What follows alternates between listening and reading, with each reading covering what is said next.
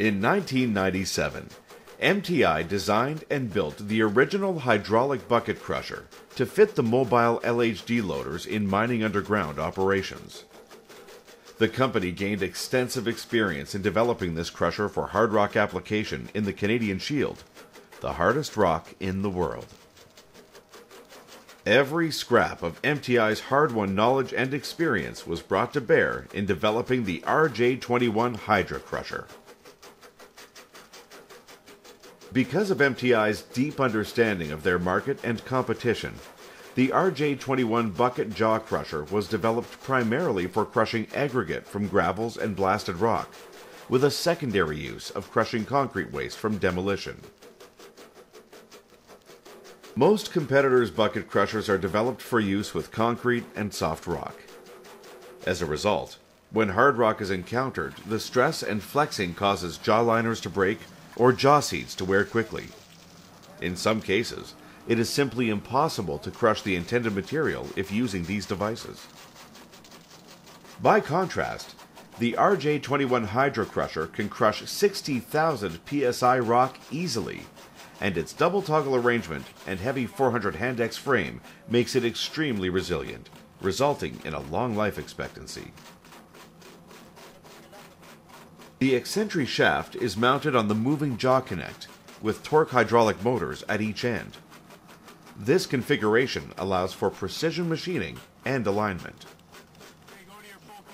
The fact that most of the RJ21's moving components are part of the jaw moving arrangement allows for high-speed operation of the crusher up to 414 RPM with little vibration, 30% faster than any jaw crusher in the industry. Understanding that high-speed crushing is not always necessary or desirable, MTI has designed the RJ21 so that when coupled to a hydraulic excavator with variable hydraulic flow control from the operator cab, the operator is able to adjust the speed according to rock conditions in order to achieve the desired product. For example, the speed can be matched to the hardness and moisture content of the rock in order to produce a more angular product if required. This adjustment and matching is all done visually. If the operator observes that packing is occurring because of high moisture content, the crusher can be slowed to the desired RPM in order to effect better flow from the jaw.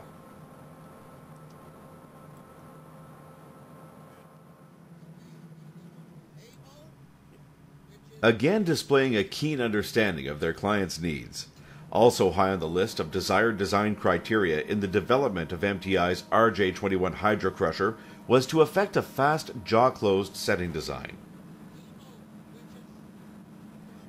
Using a cylinder with an accumulator provides tensioners that can also be used as a jack when removing or adding shims in order to change product size.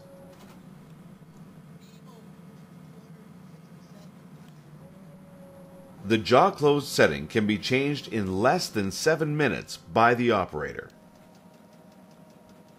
This greatly enhances the ability to produce multiple product sizes while minimizing production downtime without the need for a mechanic.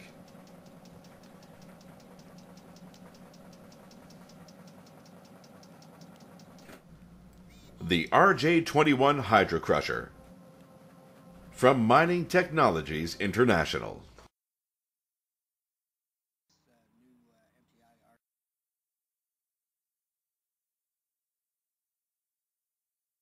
The purpose of this video is to show the simplicity of changing the close setting on this new MTI RJ21 Hydracrusher.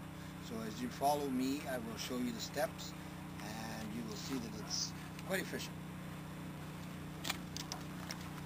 First thing on the agenda is you slacken these two dowel locators, which their only purpose is to stop the shims from coming out sideways.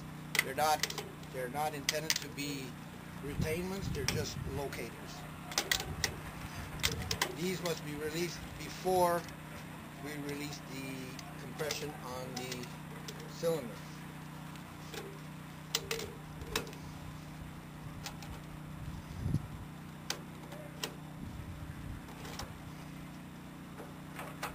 Loosen them right off. Make sure that they're actually coming right out of the hole.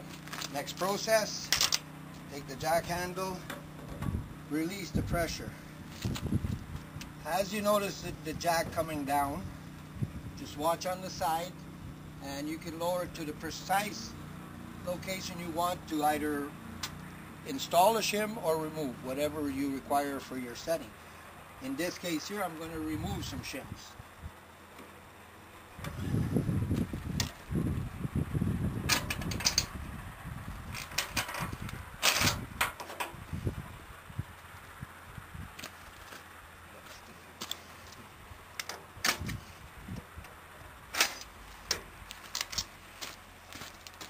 I'm actually removing 3 shims. In the front, if you notice in the front of the hopper here, you have a storage facility to store the unused shims. It's very simple. The operator doesn't have to look for them. He has them with him at all times.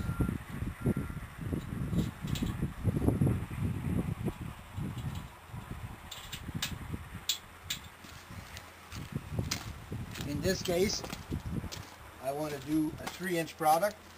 Now I've removed the necessary amount of shims to give me a 3-inch of jaw, would be a 2.5-inch jaw closure, giving me a 3-inch product.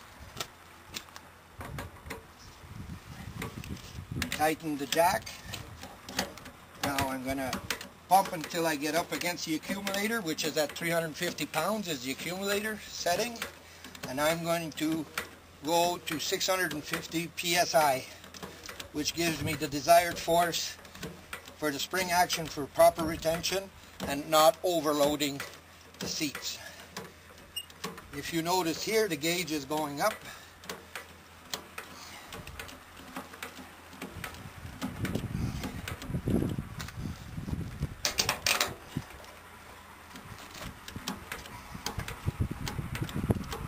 Before I finalize,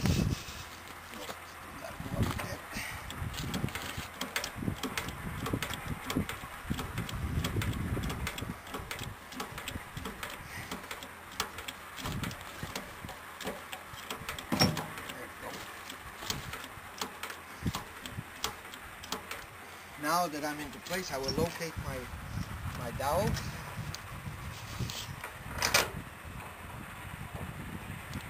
Which need to be threaded about 4 to 5 threads.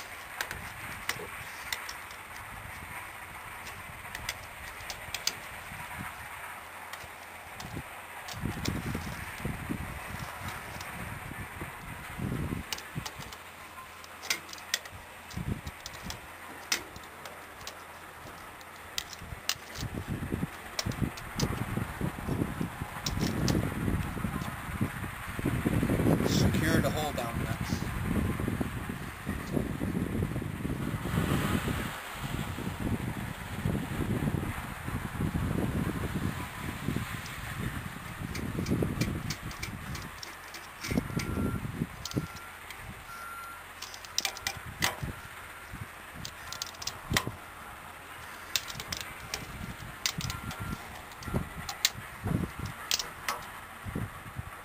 Now that our dowels are secured and in place, we finish compressing the proper pressure, which is 650 psi.